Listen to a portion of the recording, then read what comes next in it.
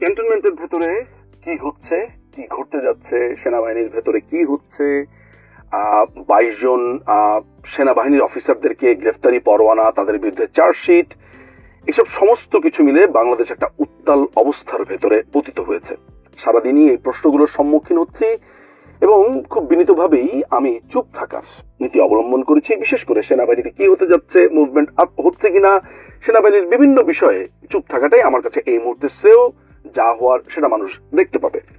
কিন্তু বাংলাদেশ সেনাবাহিনীর এই ড্রেসের, এই জলপাই ড্রেসের যে জৌলুস ছিল, তাদের যে ব্রাদারহুড ছিল এবং তাদের যে ঐক্য ছিল, এবং একজনকে কিছু বললে 10 জন সেটাকে নিজের ঘাড়ে নেওয়া বলে মনে করত, এবং সেনাবাহিনীর যে ডিগনিটি ছিল, তাদের যে আইন ছিল, নিজস্ব একটা অবস্থান বা চৌহদ্দি বা অ্যাম্বিট ছিল, সেটি ভেঙে পড়েছে, এটি বলা বাহুল্য।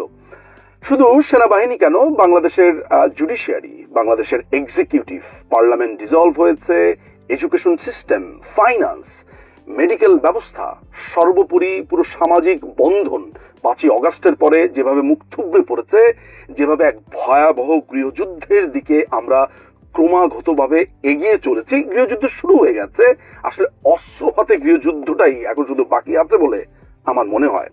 কিন্তু আমার প্রশ্ন হচ্ছে যে এই যে সেনাবাহিনীর অফিসারদেরকে গ্রেফতারি পরোয়ানা, তাদের বিরুদ্ধে চার্জ গঠন ইত্যাদি ইত্যাদি ইত্যাদি করা হলো, এই জিনিসগুলো নিয়ে আইনি প্রশ্ন কি? আমি আইনি প্রশ্নের তখনই উত্তর দিতে পারতাম বা উত্তর দিতাম যদি আমি মনে করতাম যে বর্তমান যারা ক্ষমতাসীন তারা বৈধ। তারা যেহেতু অবৈধ, অসাংবিধানিক এবং জোর করে এখানে বসে আছে, ফলে তারা কি করলো না করলো, কি চার্জ গঠন করলো, কি করলো, সেসব নিয়ে আমার একেবারেই মাথা ব্যথা নেই। আমি জানি এটার রেজাল্ট শেষ পর্যন্ত কি হতে পারে এবং আমি সার্টেইন এই ব্যাপারে।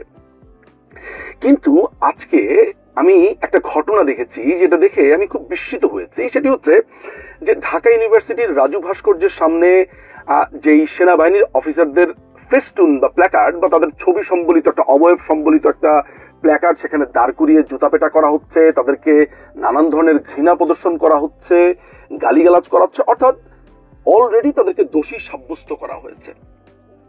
যেই সেনাবাহিনীর অফিসারদের বিরুদ্ধে যদি কোনো অভিযোগ থেকেও থাকে, সেটি হওয়া উচিত ছিল আর্মি অ্যাক্ট 1952 অধীনে, যেটি সংবিধান সিদ্ধ। সেটি তো করা হয়নি, বরঞ্চ ক্যান্টনমেন্ট থেকে মাত্র 3-4 কিলোমিটার দূরে ঢাকা ইউনিভার্সিটিতে এই অফিসারদেরকে ক্রমাগত অপমান করা হচ্ছে। ক্যান্টনমেন্ট সম্পূর্ণ চুপ, ক্যান্টনমেন্ট কিছুই বলছে না। গতকালকে বা পরশুদিন একটি সংবাদ সম্মেলন দেখতে পেয়েছি সেনাবাহিনীর পক্ষ থেকে। মনে হচ্ছে যে তারা ভয়ে সন্ত্রস্ত, কি করবে বুঝে উঠতে পারছে না। অথচ তাদেরই কয়েক কিলোমিটার দূরে যখন বিচারের আগেই তাদের বিচার হয়ে যায়, সেটি নিয়ে সেনাবাহিনীর কোনো সংবাদ সম্মেলন নেই, কোনো প্রতিবাদ নেই, কোনো ঘৃণা প্রদর্শন নেই। অথচ আমরা জানি বাংলাদেশের সংবিধান কিংবা ইন্টারন্যাশনাল যে কোনো ধরনের লিগাল নর্মস এর ভেতরে প্রচলিত কথাটি হচ্ছে presumption of innocence, not guilty before the trial. Trial শেষ হওয়ার পরে কেউ গিলটি না, এটাই ধরে নেওয়ার কথা বা ধরে নেওয়া উচিত।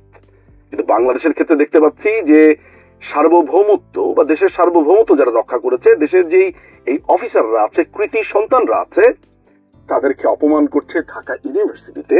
ঢাকা ইউনিভার্সিটি ঢাকা ইউনিভার্সিটি যেন এখন হয়ে উঠেছে বিভিন্ন মানুষকে অপমান করবার একটি সরাইখানা। যাকে খুশি তাকে সেখানে অপমান করো, গালি দাও। এখানে পড়ালেখার কোনো বালাই নাই, কোনো রিসার্চ নাই, কোনো গ্রুপ স্টাডি নাই, নাথিং। শুধু চা খাও, তর্ক করো, 2 দিন পর পর রাজুতে আসো, গালিগালাজ করো, আন্দোলন করো। এটা হচ্ছে ঢাকা ইউনিভার্সিটির বর্তমান অবস্থা। আমার কাছে এই জিনিসটা এত বেশি বিস্ময়কর লেগেছে যে সেনাবাহিনীর তরফ থেকে কোনো ধরনের রা নেই, কোনো প্রতিবাদ নেই। কিন্তু প্রশ্ন হচ্ছে কেন নেই? এই যে সেনাবাহিনীর অফিসারদেরকে এইভাবে ঢাকা ইউনিভার্সিটির ভেতরে এইভাবে অপমান করা হয়েছে, সেনাবাহিনীর ব্রাদারহুডটা কোথায়? আমি যতদূর জানি যে সেনাবাহিনীর যে জুনিয়র অফিসাররা আছে তারা অনেকটা আগুনের মতো ফুঁসে আছে। অনেক জেনারেলদের অবস্থাও এমন, অনেক সৈনিকরা ব্যক্তিগতভাবে যোগাযোগ করে এমন সব কথাবার্তা বলেছে যে আমি জানি না যে এই অগ্নিগর্ভ অবস্থা থেকে মুক্তি কি হতে পারে বা ভবিষ্যৎ কি আছে, সেগুলো আমি অদৃষ্টের হাতেই ছেড়ে দিচ্ছি।